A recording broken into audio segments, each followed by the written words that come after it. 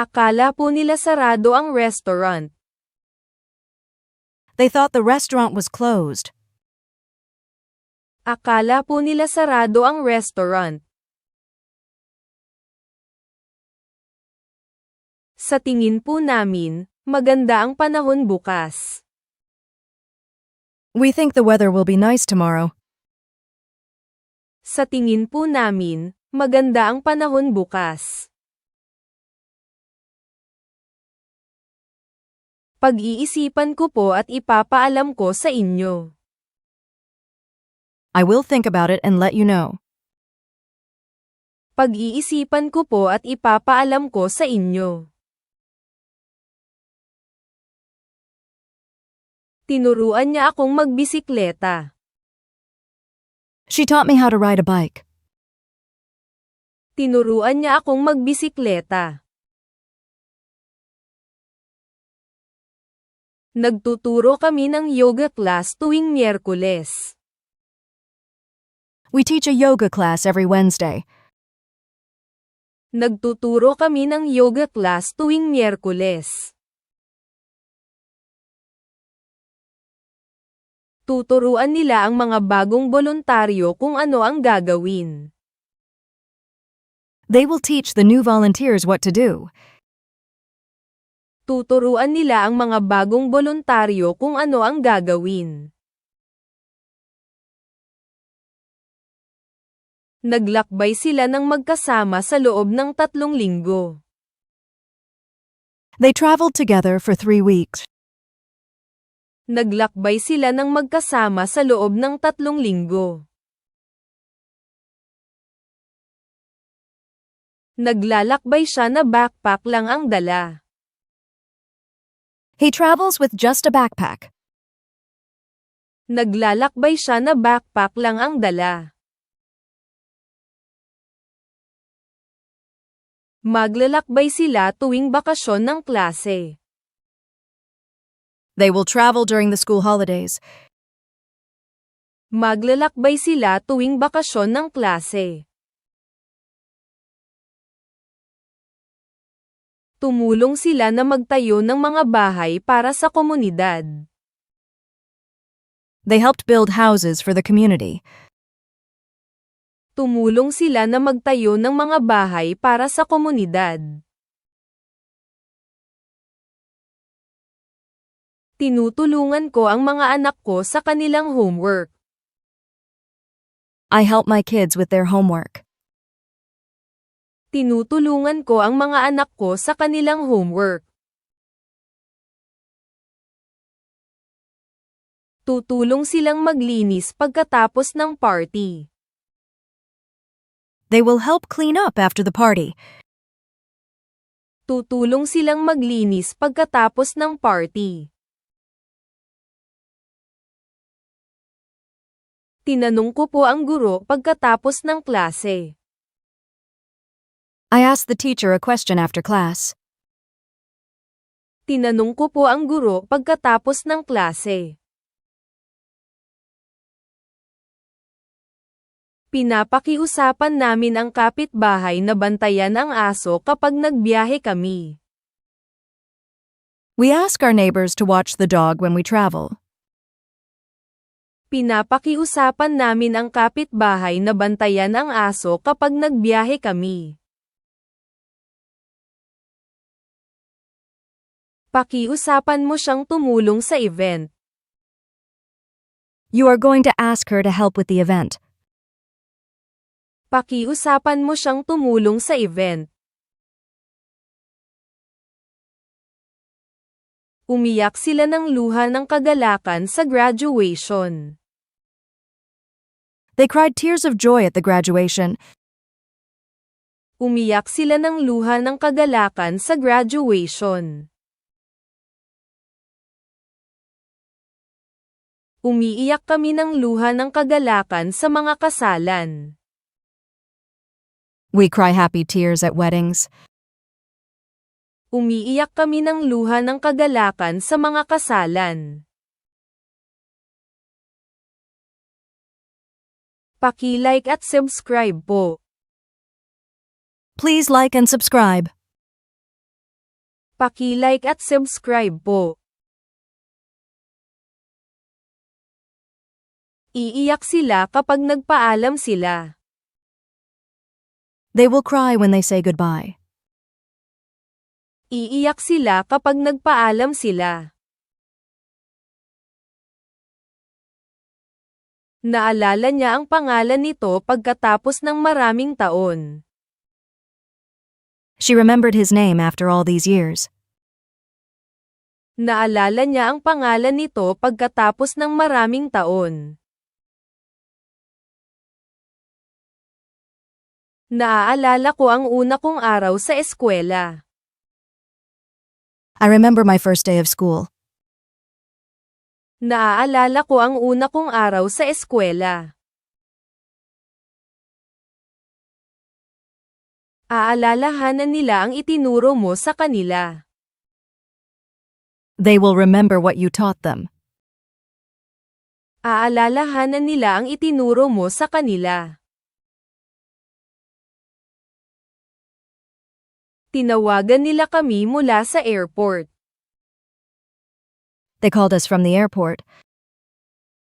Tinawagan nila kami mula sa airport.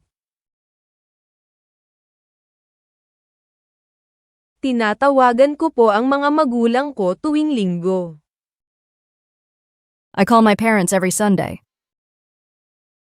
Tinatawagan ko po ang mga magulang ko tuwing linggo. Tatawagan nila kami para sa resulta ng test. They will call us with the test results. Tatawagan nila kami para sa resulta ng test.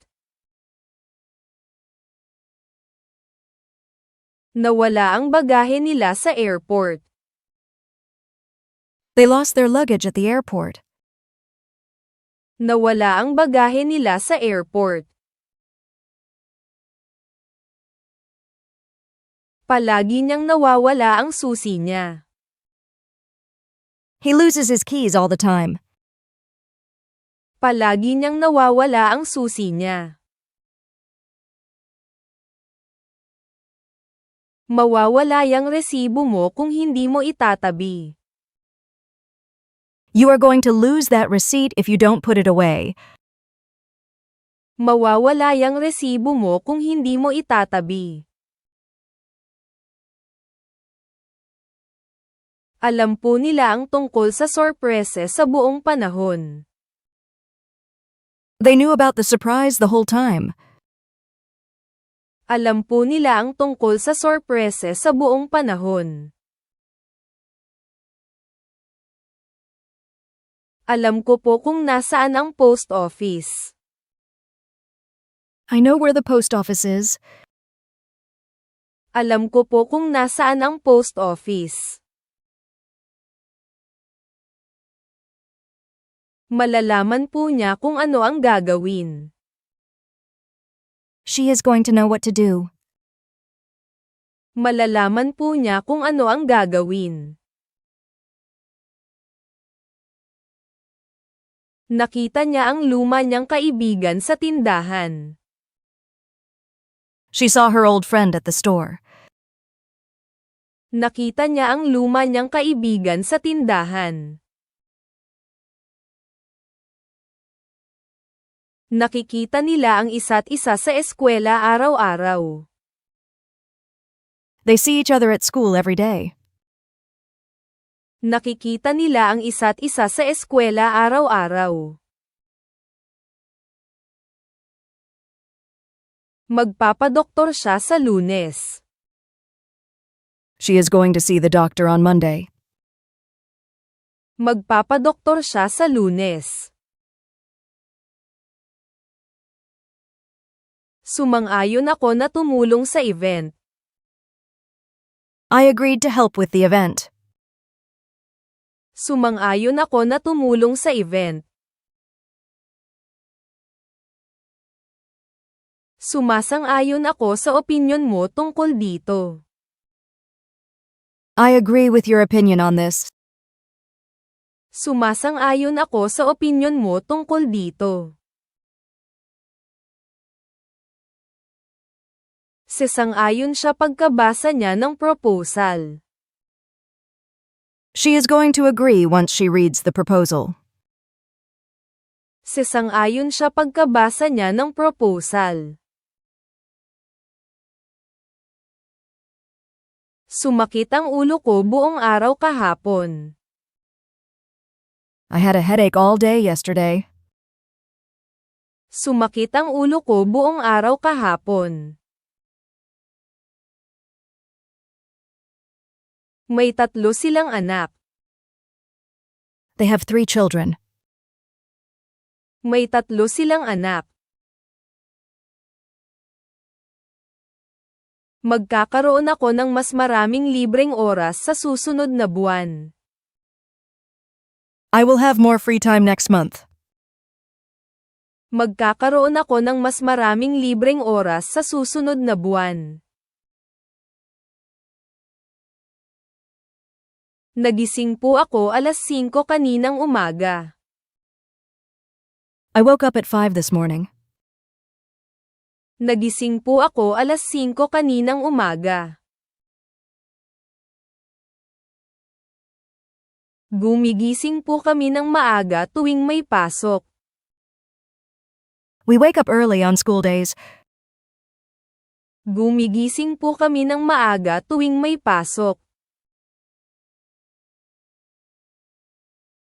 Gigising po siya ng late bukas dahil day off niya. She's going to wake up late tomorrow since it's her day off. Gigising po siya ng late bukas dahil day off niya. Nagpasya silang ipagpaliban ang biyahe. They decided to postpone the trip. Nagpasya silang ipagpaliban ang biyahe. Nagpapasya ako kung ano ang isusuot gabi pa lang. I decide what to wear the night before. Nagpapasya ako kung ano ang isusuot gabi pa lang. Magpapasya sila sa lokasyon para sa kasal.